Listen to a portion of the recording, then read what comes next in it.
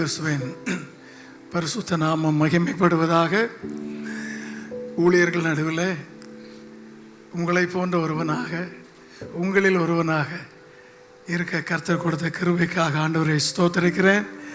இந்த வாய்ப்புக்கு தந்த அன்பான அருமை சகோதரர் ஊழியர் அவர்களுக்கு, கனத்திற்குரிய சகோதரருக்கு நன்றியை தெரிவிக்கிறேன். வந்திருக்கிற திருச்சபை தலைவர்கள், ஊழிய பொறுப்பாளர்கள், அறிமுகமானவர்கள், நண்பர்கள் அனைவருக்காக கர்த்தரை நான் ஸ்தோத்திரிக்கிறேன்.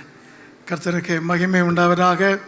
சர்வத்தையும் படைத்த ஆண்டவனின் ஊழியர்களாக நாம் இருக்க கர்த்தர் நம்மை தெரிந்து கொண்டு நம்பி தந்த அவருடைய கனமான ஊழியத்திற்காக கர்த்தருக்கு ஸ்தோத்திரம்.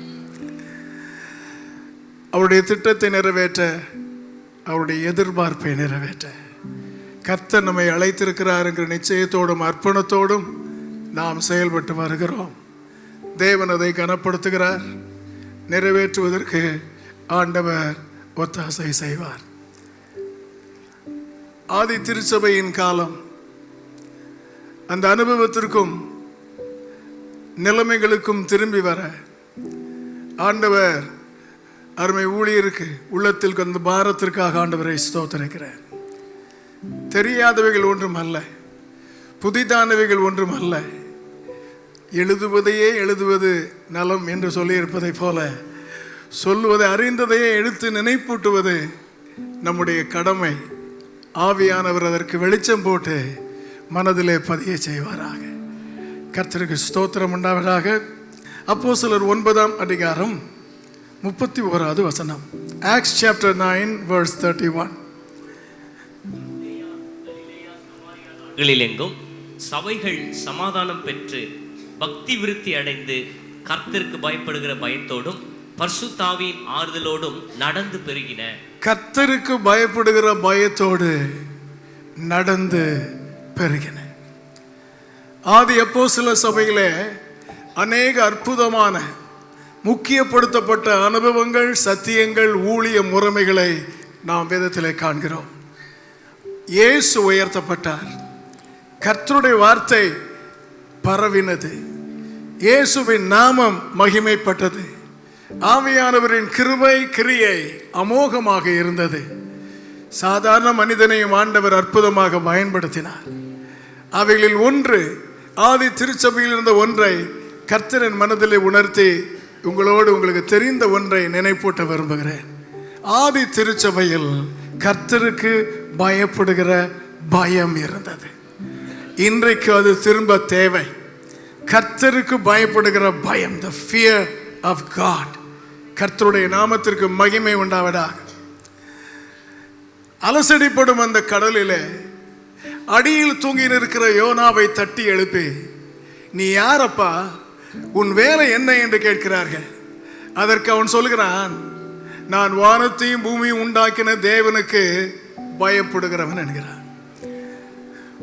தேவனுக்கு பயப்படுகிறவன் என்பது அந்த தீர்க்கதரிசிக்கு கொடுக்கப்பட்ட ஒரு பெயர்.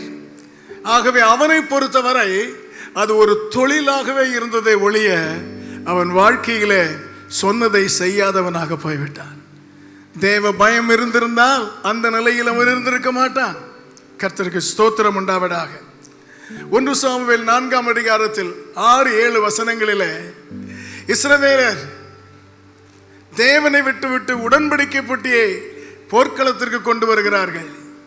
எதிரிகள் அதை பார்த்து ஆரவாரத்தை கேட்டு அவர்கள் கர்த்தர் அவர்கள் நடுவில் வந்திருக்கிறார் என்று சொல்லி பெலிஸ்தியர் கர்த்தரை குறித்து பயந்தார்கள்.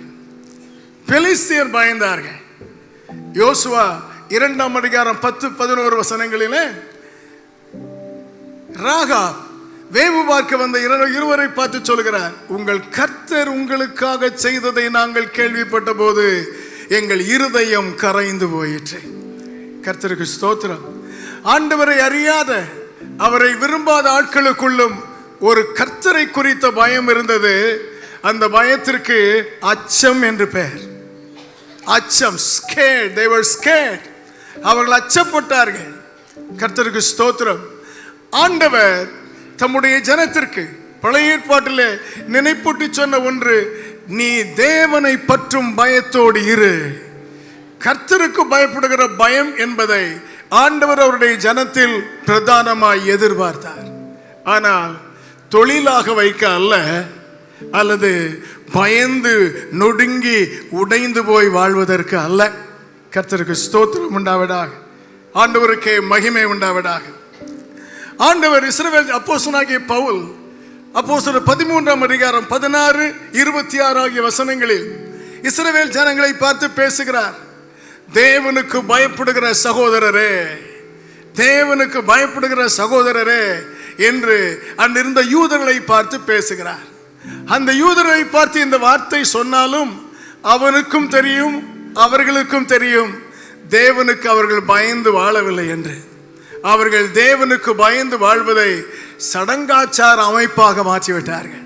ஆனால் ஆண்டவர் தம்முடைய சபையில் வைத்திருப்பது இவைகள் அல்ல, இவைகள் அல்ல. தேவன் இதை பார்க்கலும் மேலான ஒன்றை எதிர்பார்க்கிறார். கர்த்தருக்கு ஸ்தோத்திரம். ஆண்டவர் இஸ்ரவேலரை பார்த்து நீ தேவனுக்கு பயந்திரு, அவர்கள் அன்பு கூர்ந்து பயந்திரு என்று சொல்லும் போது, பயந்திருந்தால் தான் அவர்களுக்கு ஆசீர்வாதம் கிடைக்கும் என்பதனால் இருக்க சொன்னார். ஆனால் புதிய ஏற்பாட்டு சபை, அப்போஸ்தலர் நடவடிக்கையின் சபையிலே தேவ பயத்தை ஆண்டவர் கொடுப்பது பெறுவதற்கு தேவையான ஒன்றாக அல்ல, பெற்றிருப்பதனால் வெளிப்படுத்தும் சிலாக்கியமாக கர்த்தர் தேவ பயத்தை வைத்திருக்கிறார். ஹல்லேலூயா. தேவ பயம் என்பது நிபந்தனையானது அல்ல. தேவ பயம் என்பது நம்முடைய வாழ்க்கையில் நமக்கு கிடைத்த மேன்மையானது, சிலாக்கியமானது. அதை பேணி வைத்திருக்க கர்த்தர் நமக்கு கிருபை செய்வாராக. கர்த்தருக்கு ஸ்தோத்திரம்.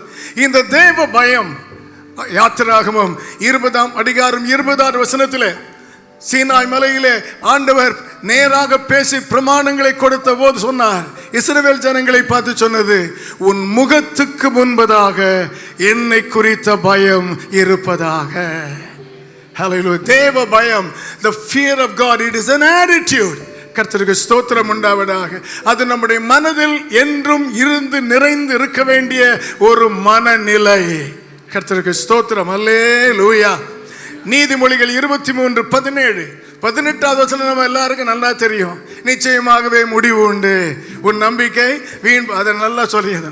ஆனா 17ஆம் வசனத்தில் ஆண்டவர் சொல்லியிருக்கிறாரு, என்னை பற்றும் பயத்தோடு நாள்தோறும் இருப்பாயாக, 24 மணி நேரமும் இருப்பாயாக, வினாடி முழுவதும் இருப்பாயாக.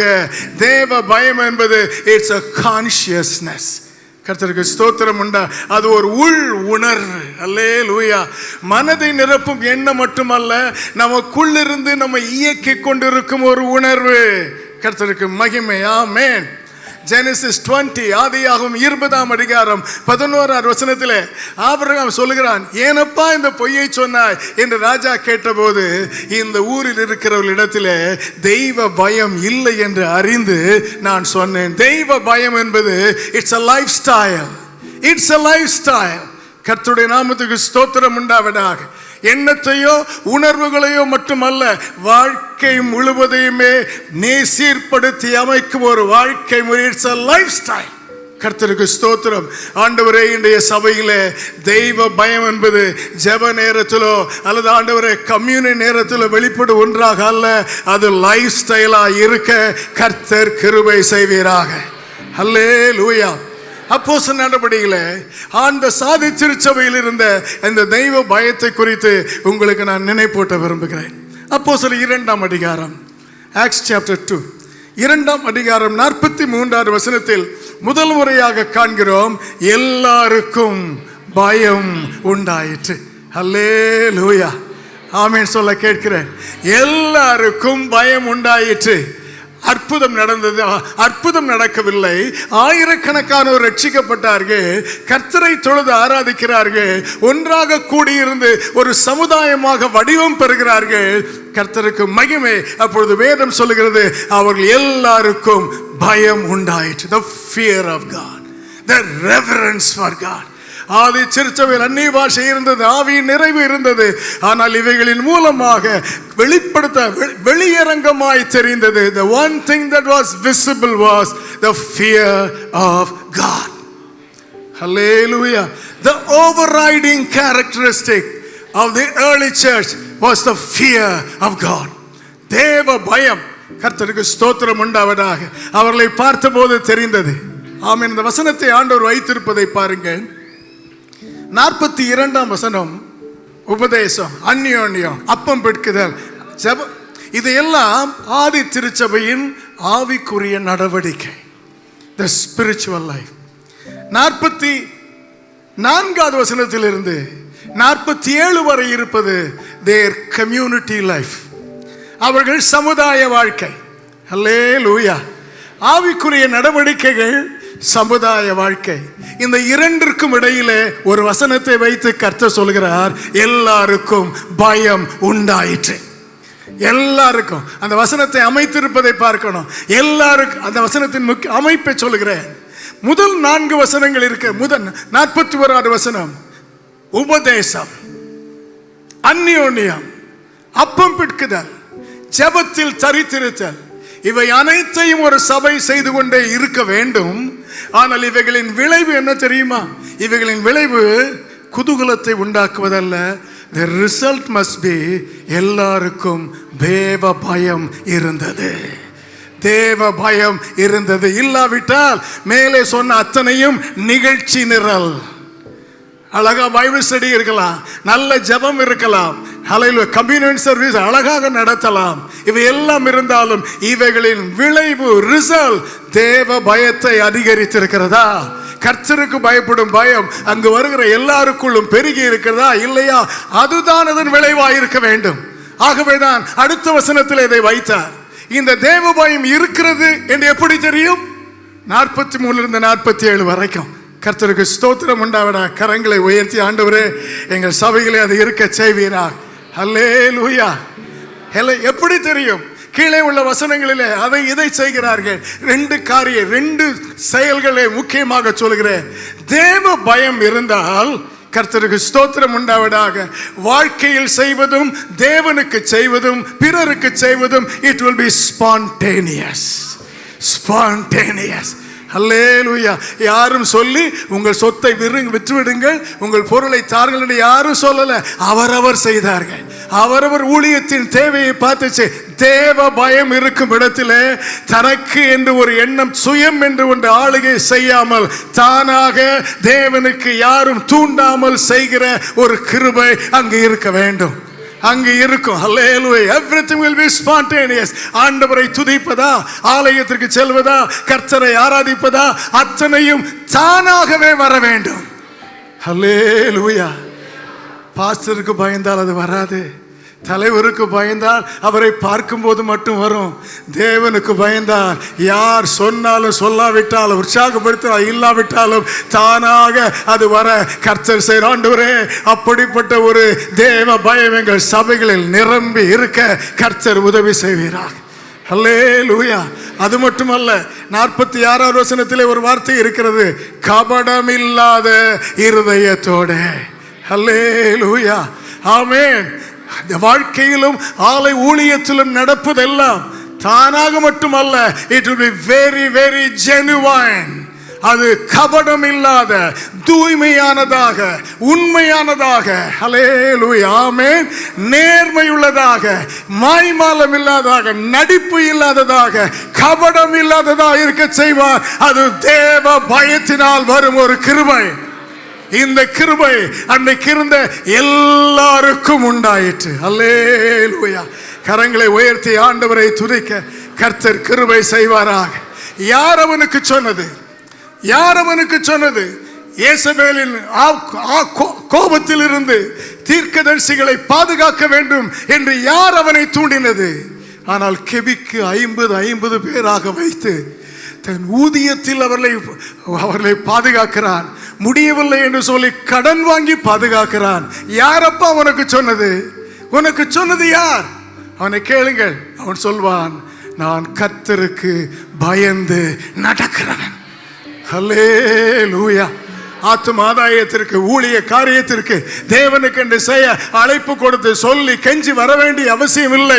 தேவ பயம் இருக்கும் போது தானாக வர தேவன் செய்வார். எனக்கு என்ன கிடைக்கும் என்றல்ல, கபடம் இல்லாத இருதயத்தோடு வர கர்த்தர் செய்வார். எல்லாருக்குள் ஆண்டவரே எங்கள் சபையை எல்லாரும் பார்க்கும்போது ஒன்று தெரியணும், பேர் தெரியதை விட தேவ பயம் இருக்கும் இடம் என்று கண்டுகொள்ள கர்த்தர் செய்வீராக. முதல் முறையாக முதல் முறையாக இந்த அதிகாரத்தில் தான் சபையை குறித்த சமுதாயத்திற்கு நம்மிலிருந்து புறப்படுவதும் நமக்குள் நடப்பதும் தேவனுடைய கிருபையால் பலனளிக்கவும் நமக்கு நன்மை உண்டாக்க வேண்டும் என்றால் இவ்விரண்டையும் இணைப்பது.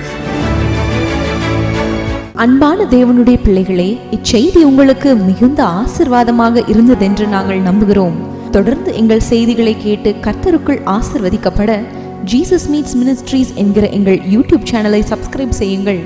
மேலும் உங்கள் ஜெப உதவிக்கு எங்களோடு நீங்கள் தொடர்பு கொள்ள வேண்டிய தொலைபேசி எண் 9841252836 மற்றும் 7299546363. Email gpsrobinson@hotmail.com. கர்த்தர் உங்களை ஆசீர்வதிப்பாராக.